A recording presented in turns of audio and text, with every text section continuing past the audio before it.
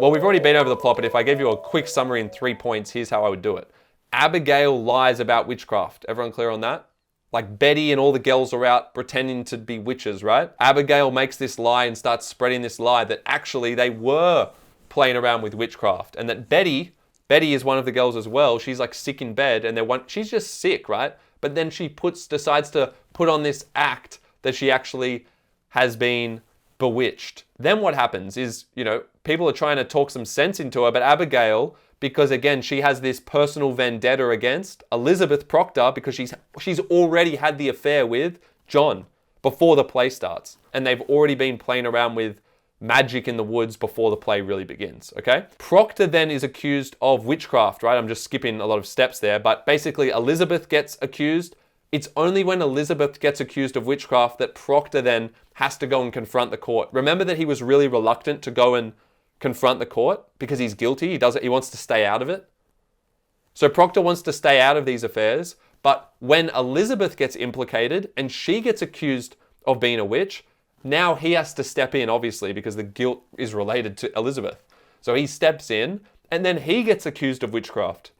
And Proctor is our tragic hero. He's a hero because he stands up for truth, but it's tragic because he has to die for it. You understand? So you refer to the tragic hero, he's an anomaly. And then Proctor dies to save his integrity. So that's kind of the basic stream of events. Another way to look at it, again, you can refer to this later if it helps, that there's only 4 set-ins of the play. Are you all clear on that? We start at Reverend Paris's home, where Betty's sick in bed and the girls start making up their lie, and they start calling people witches. They're just making it up, playing a game, and everyone goes crazy. The town goes crazy. Then we're at John Proctor's home in Act 2, and that's when Elizabeth and other innocent villagers become accused with no evidence.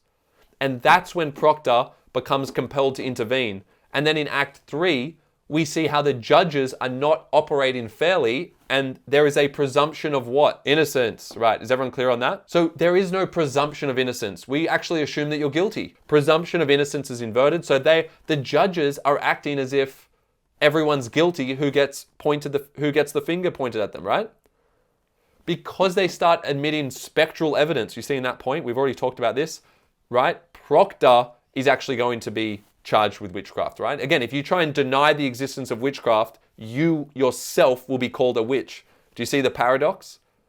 You can't defeat the cycle because if you try to, you just become embedded within it. And then the last act, of course, Proctor dies to preserve the integrity of his name, right? He doesn't want his name to be stained by a lie.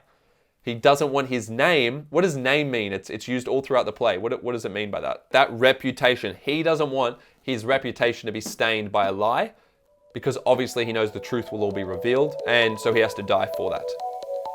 So he's a tragic hero.